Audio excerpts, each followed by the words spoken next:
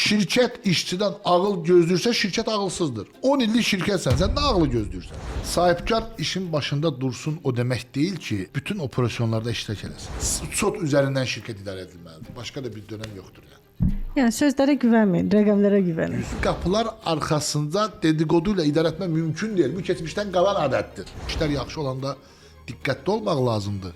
İşler pis olanda moralli olmak lazımdı. Bazen bir dijital transformasiya, süni intellektle integrasiya şirketin birçok meselesini həll edebilir. Ki şirket rəhbərləri böyüsələr də, amma psixoloji durumları böyümür. İdare etmede psikolojik amil çok önemlidir. Ötelediği problem daha büyük problem olarak geri dönür. Doğru strateji kurursansa uğurlu olmama ihtimalin yok. Geleceği bize ne diyecek? Onun hazırlığını indi eləməlidirlər. Biznesimizin geleceği ihracattır, ihracattır, ihracattır. Şirkette problem var demirse xəyanət eləyir. Deyirsə hizmet eləyir, deyip çözüm verirse şirket bizi cihad edir.